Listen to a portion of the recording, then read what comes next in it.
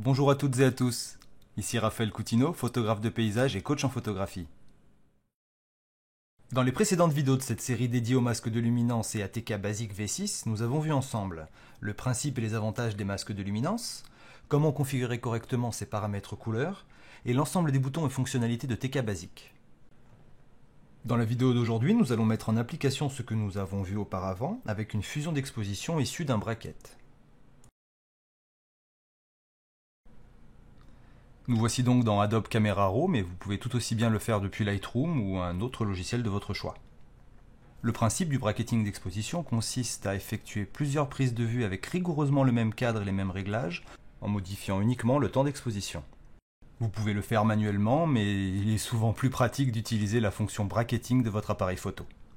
L'intérêt, c'est que nous aurons à disposition une plage d'informations plus large, ce qui s'avère utile face à une scène avec une grande dynamique. Dans le cas présent, j'ai choisi cette image, qui n'a d'ailleurs rien de fantastique à cause de ces traces de pas notamment. Vous voyez qu'on a cette première exposition, qui est à 15 secondes, une deuxième qui est à la moitié de ce temps-là, donc on a un seul stop, un seul diaphragme de différence, donc à 8 secondes, et pour la troisième, donc du double de la première, donc 30 secondes. Nous avons ici un cas pertinent, puisque nous sommes en contre-jour, et de surcroît dans une grotte. Ce qui fait que la scène est très très large en termes de dynamique d'image et que l'on aurait du mal à exploiter les zones les plus claires et les plus foncées avec une prise de vue unique. Donc ici sur cette première photo, nous avons ce que nous allons appeler notre exposition de base qui va nous servir à venir récupérer à l'aide d'autres images les informations que nous souhaitons. Cette deuxième image va nous servir à récupérer les informations du ciel qui auraient été brûlées sinon, ou tout du moins trop exposées. Et cette troisième image va nous servir à venir récupérer les informations dans la roche sur les côtés de la grotte et certainement également sur les autres cailloux ici de face. Donc avant de passer sous Photoshop, on va faire un petit peu comme d'habitude dans tout logiciel de dématrissage, régler sa balance des blancs, peut-être un petit peu les contrastes, quelques points à gauche à droite, les déformations de l'objectif, etc. Mais n'allez pas trop loin, c'est vraiment juste pour préparer un petit peu les fichiers. Nous allons donc charger ces trois images dans Photoshop. On va sélectionner ici les trois et on va venir ouvrir ces images dans Photoshop. Une fois ces trois images chargées dans Photoshop, nous allons prendre l'image qui nous sert de base, donc on l'identifie ici, passer sur les deux autres, nous allons prendre donc l'outil de déplacement ici, venir glisser vers donc cette première image en maintenant la touche majuscule. Voici pour la première. La même chose ici pour la deuxième. Et voilà qui est fait. Nous pouvons donc fermer les deux autres qui ne nous serviront plus. Je vous propose dans la foulée de venir nommer nos trois calques qui vont nous servir donc à cette fusion d'exposition, ce blending, ce blend comme on dirait en anglais. Nous avons la base, l'exposition, un diaphragme de moins, un stop de moins, et celle avec un stop de plus. Vous nommez ça comme vous voulez, l'essentiel c'est que vous vous y retrouviez après. Avant de poursuivre avec notre cas pratique, je voulais également vous montrer comment charger directement dans Photoshop sous forme de calque les trois images que nous allons utiliser. Donc je vais vous montrer comment faire depuis Lightroom, puis dans un deuxième temps comment le faire depuis Bridge. Ce qu'il faut garder à l'esprit, c'est qu'il faudra que les images aient déjà été pré-traitées, comme je vous ai montré là dans Camera Raw, puisque Photoshop ne va pas vous présenter la fenêtre de Camera Raw, donc il prendra en compte les réglages que vous avez déjà effectués. Donc dans Lightroom, c'est très simple, on va sélectionner les trois images, donc soit on peut cliquer sur une première et à l'aide de CTRL A, si on n'a que ces images d'afficher, sélectionner tout. Sinon, on sélectionne une première, on peut être sur la touche CTRL et venir individuellement sélectionner les trois. Sinon encore, pour une dernière méthode, on peut utiliser un premier clic sur la première et on va à la dernière et à l'aide de majuscules, on sélectionne ainsi les trois. Peu importe la façon de sélectionner, chacun ses habitudes. Donc dans tous les cas, un petit clic droit sur ces trois images précédemment sélectionnées. On vient ici modifier dans, ouvrir en tant que calque dans Photoshop. Voilà, de cette façon on a directement sous Photoshop les trois images placées sous forme de calque. Et non trois documents, ce qui nous évite la manipulation que l'on a fait tout à l'heure ensemble. Dans Adobe Bridge, de la même façon, nous allons sélectionner les 3 images et venir ici dans Outils, Photoshop, Chargement des fichiers dans des calques Photoshop. Nous obtenons ainsi le même résultat que précédemment dans Lightroom, mais avec Bridge. Repassons maintenant à notre fichier avec les calques déjà nommés. Avec nos 3 expositions chargées sous forme de calque dans un document sous Photoshop, nous allons donc nous assurer que ces 3 images n'ont pas bougé pendant la prise de vue. Alors une astuce toute simple consiste à zoomer dans l'image et venir allumer ou éteindre chacun des calques et vérifier que rien n'a bougé. Donc ici tout va bien, on va revenir à notre vue globale pour enfin rentrer dans le vif du sujet. Alors dans le cas d'une fusion d'images, il n'y a pas de méthode magique, il s'agit généralement de trouver l'ordre qui nous convient le mieux. J'ai tendance à partir de l'image de base, donc 0 sur le bracket, et de venir donc piocher des informations de mon image sous-exposée et de mon image surexposée. Si besoin de plus d'images, c'est exactement le même principe. Donc dans notre cas, ici, je vous propose de venir mettre un masque de fusion noir sur les expositions -1 et +1. Donc pour cela, Alt et cliquez sur ici le masque de fusion. Donc le principe ici de ce blend, de cette fusion d'exposition, va consister à venir donc avec des cas basiques, trouver un masque qui va nous permettre de détacher, donc de sélectionner uniquement les informations dont nous avons besoin. Pour donc la -1 qui va nous servir à récupérer le ciel, l'idée serait de venir donc trouver dans les hautes lumières le masque qui va nous séparer le plus le ciel et en l'occurrence ici également un petit peu l'eau. Et on va essayer ça tout de suite. Donc une fois qu'on a sélectionné le masque adéquat, on va venir le transformer en sélection ici.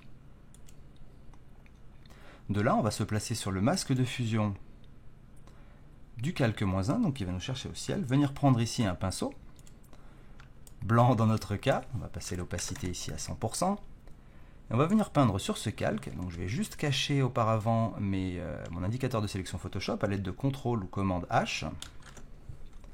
On va tout simplement venir peindre et ramener l'information qui nous intéresse. Donc je vais faire plusieurs passages parce que l'on a un masque qui n'est pas parfait là-haut. Je vous le remontre.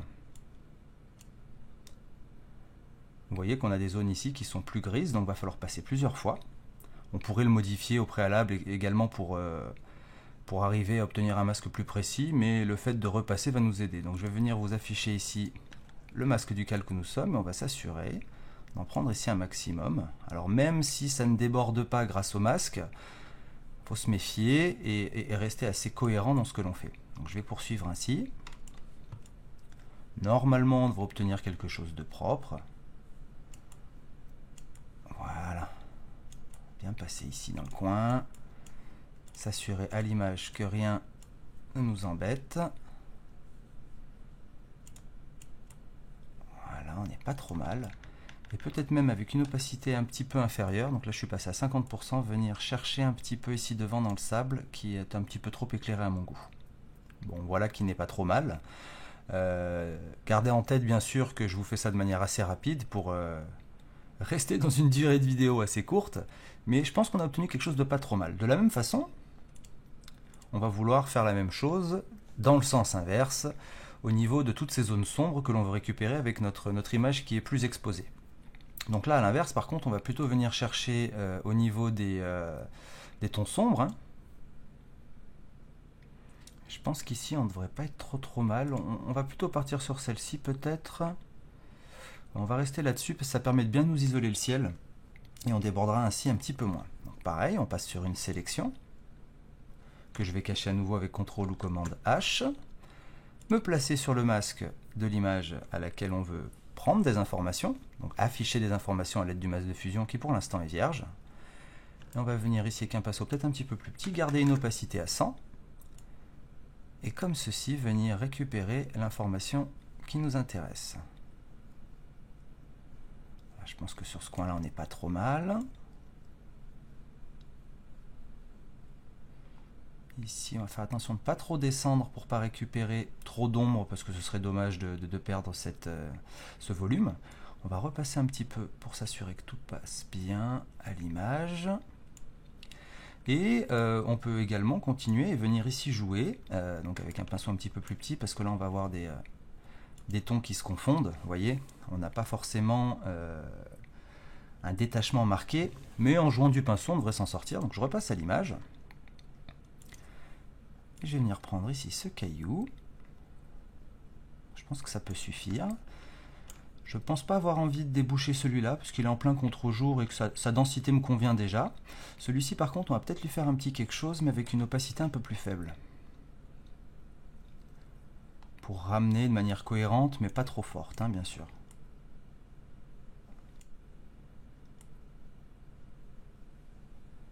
Également ici. Et on peut venir s'amuser, mais alors tout doucement, de manière plus ou moins précise, mais tout doucement ici, ramasser un petit peu d'infos dans les cailloux là. Donc passer une opacité un petit peu plus forte, je reviens à 100. Voilà. Donc là on a de la chance, on n'a pas de problème au niveau de l'eau, même si le niveau est un petit peu différent entre les vues. Là c'est beaucoup trop fort. Je repasse à une opacité un petit peu inférieure et un pinceau un peu plus petit. Voilà, comme ça c'est pas mal. Là il faut faire attention de ne pas dépasser parce qu'on a de l'eau sombre derrière. Et on va se faire également cette petite partie. Hop, hop, hop, avec un pinceau un peu plus grand. Voilà. Je pense que là également il y a un petit peu d'infos à récupérer. Également ici. Et voilà ce qu'on peut faire très rapidement. Donc si vous voulez, on repart de cette photo, donc la base, hein, qui est exposée, on va dire, au milieu, qui n'est ni bonne pour le ciel, ni bonne pour les ombres. On récupère le ciel. Et on récupère les basses lumières. On va tout de même venir affiner un petit peu le travail qu'on vient de faire. Donc, je vais jeter un petit coup d'œil ici à ce masque. Et ouais, comme je le soupçonnais, j'avais un petit peu débordé là. Donc on peut tout de suite, d'un petit coup de pinceau noir, enlever cette partie là qui n'a rien à faire là. Je voulais pas la déboucher dès le début. Je pense, mais je vais vérifier sans le masque, que je voulais éclaircir peut-être un tout petit peu plus ici. Et éventuellement également ces roches ici. Et peut-être faire du meilleur travail ici, qui était un petit peu trop vite fait à mon sens. Ce que je vais faire, c'est que du coup je vais récupérer mon masque qui est encore là, hein, puisque comme on l'a vu ensemble dans la précédente vidéo, TK ne va pas les supprimer automatiquement. Donc ça, pour mon masque de sombre que j'avais, c'est pas un problème. Donc je vais récupérer sa sélection. Je vais cacher l'indicateur de sélection à nouveau avec CTRL ou commande H. Et je vais venir certainement rajouter un petit peu ici. Ça va être un petit peu fort à mon goût. On va rester sur une opacité de l'ordre de 50. On va tranquillement ici, voilà, ramener cette partie là. Ça permet de détacher les deux plans. Ici, voilà, on corrige. Et de la même façon, alors je vais m'appuyer sur le masque cette fois-ci. Beaucoup trop fort. Pinceau taille réduite, voilà. Voilà qui est fait. Donc je vais désélectionner, parce que je vois ici que j'ai mon indicateur de sélection qui m'indique que j'ai une sélection. Donc CTRL ou commande D. Voilà. Il y a quelque chose qui vient de me revenir. C'est que j'ai peut-être un peu dépassé ici en bas. On va faire ça rapidement, sans même de sélection. Tranquillement avec une opacité douce ici. Et cette zone-là, je ne voulais pas la déboucher. Bien sur le masque, sinon ça n'a aucun sens. Voilà, on va récupérer ici un petit peu ces ombres que j'avais trop débouchées et qui nous enlèvent du volume. Là, c'est peut-être pas mal. Ouais, voilà pour les ombres. En ce qui concerne le ciel, on avait un masque qui n'était pas forcément idéal dès le départ, celui qu'on a réalisé au tout début avec bien sûr TK Basic. Et effectivement, on voit ici qu'on a une zone un petit peu plus sombre. Et c'est pas l'idéal dans ce cas. On voudrait idéalement remplir tout ça de blanc en gardant une transition comme ça, hein, quand même, avec une transition assez douce sur la roche là, qui vient un petit peu baver ici. Là, c'est vrai que si on avait utilisé quelque chose comme TK7, on aurait tout de suite pu faire un masque plus adapté avec les outils de modification de masque qui sont inclus dans TK7. Ici avec TK Basic, on va devoir faire preuve de malice. Je vous propose de venir tout de suite ici prendre un outil de sélection automatique qui, je pense, dans ce cas-là fera l'affaire, et on va tout simplement se baser dessus, petit pinceau blanc, et venir remplir ça ici, ce qui va nous permettre, sans trop appuyer non plus sur le côté, ce qui va nous permettre de venir combler ce qui manquait sur nos premiers passages. Là, je pense qu'on va avoir quelque chose de pas mal. Donc, je cache ma sélection, je vais même la désélectionner. Et enfin, revenir à l'image. Voilà qui boucle la partie masquage pour ce blend. On pourrait en rester là et se dire que l'image est fusionnée et qu'on peut poursuivre notre traitement dans Photoshop ou éventuellement enregistrer et importer ça dans Lightroom et le traiter depuis Lightroom. Mais on va essayer de profiter, si vous voulez, du fait d'avoir déjà ce masquage de près pour venir compenser certains manques de contraste que l'on a apportés par le fait d'avoir mélangé toutes ces densités depuis ces 3 photos. Donc une solution très simple pourrait consister à venir ici créer un calque de courbe et un peu comme d'habitude venir recontraster un petit peu l'image, mais bien sûr ça va toucher toute l'image et ça ne serait pas tiré parti de ces 3 calques et de ces masquages que l'on vient de faire. Ce qu'on peut faire par contre, c'est venir donc sur le premier calque ici en bas et essayer de lui donner un petit peu de contraste. On peut même venir prendre ici dans l'image, baisser un tout petit peu ces basses lumières ici. On va essayer d'être assez subtil. Voilà, pas plus. Et donner peut-être un petit peu de patate au-dessus. Donc on va lui faire une courbe en S toute simple. Hein. C'est pas grand-chose, mais ça va redonner un petit peu de patate ici dans sur la base finalement, parce que ça ne touche que la base. De la même façon, mais avec une petite subtilité, on va venir créer un calque de courbe au-dessus du second calque. Par contre, on va venir cliquer ici, ou à l'aide de la touche Alt ou Option sous Mac, venir, vous voyez ici, on a ce petit logo qui apparaît, et donc cette petite flèche vers le bas qui indique que le calque de courbe ne s'appliquera uniquement au calque du dessous. Donc on peut de la même façon, et toujours individuellement, venir donner un petit peu de patate, encore une fois. Donc moi ici, ce que j'aimerais bien faire, c'est baisser un petit peu ces tons-là, garder toujours un petit peu de contraste, donc on va toujours partir dans un S très plat, hein, mais dans un S quand même. Et vous voyez un petit avant-après, on est venu donner un petit peu de patate dans le ciel. Et de la même façon, une dernière fois, refaire une courbe ici, que l'on va clipper, hein, à l'aide de cet outil ou via la touche Alt comme je vous ai montré, que l'on place ici entre les 2 calques. Hein. Et là, de la même façon, là cette fois-ci, on touche sur ce qu'on avait débouché, les basses lumières. Ça serait sympa d'y donner un petit peu de contraste. Donc de la même façon, on va venir prendre ici ce qui est un petit peu plus clair, comme ça. Alors, on va y aller peut-être pas trop fort. Et toujours en gardant un petit S, mais très léger ici, venir comme ceci.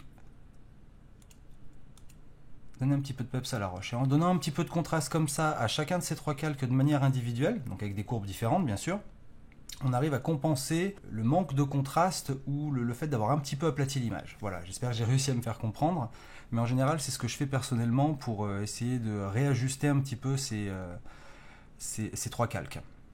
À partir de là, je considère que le travail de fusion d'exposition est terminé et je peux enregistrer mon fichier ici. Donc là, je l'avais déjà enregistré précédemment, j'avais enregistré ça en PSD, on peut le faire également en PSB si le fichier est plus volumineux, on peut le faire en TIFF. Je vous recommande par contre de garder vos calques en TIFF, parce que c'est vrai qu'on pourrait ici venir aplatir l'image, mais ce serait considéré qu'on est certain de ne plus jamais avoir à revenir dessus. Alors que si on garde notre fichier de travail avec ces calques, on pourra revenir si jamais on aperçoit une petite erreur que l'on aurait commise ou une ombre que l'on voudrait moins déboucher, etc. Voilà, ça permet de revenir sur l'image. Et une fois que vous avez enregistré ce fichier de travail, vous pouvez l'importer dans votre catalogue Lightroom et le traiter depuis Lightroom si vous le souhaitez. Vous pouvez aussi continuer ici dans Photoshop. De la même façon, on pourrait, en continuant sous Photoshop, considérer qu'on n'a plus besoin de revenir. Personnellement, je vous le déconseille. On aperçoit souvent plus tard une petite erreur qu'on a oubliée. Hein. Voilà, si vous ne voulez pas aplatir, on peut tout simplement se faire un groupe, une fois qu'on a sélectionné dans tous les calques. Et se dire que voilà, c'est notre blend et qu'à partir de là, on va faire le traitement que l'on veut sous Photoshop. Voilà qui clôture cet exemple de fusion d'exposition à l'aide de TK Basic V6. J'espère que cette vidéo vous aura été instructive et je vous dis à très bientôt pour d'autres vidéos. D'ici là, je vous invite à suivre la page Facebook TK Panel France, pour laquelle je mettrai un lien dans le descriptif de la vidéo, ainsi qu'un lien vers ma chaîne YouTube. Je vous laisse comme d'habitude sur ces quelques mots de Tony Kuiper, le créateur de TK Panel. Meilleurs vœux de belle lumière.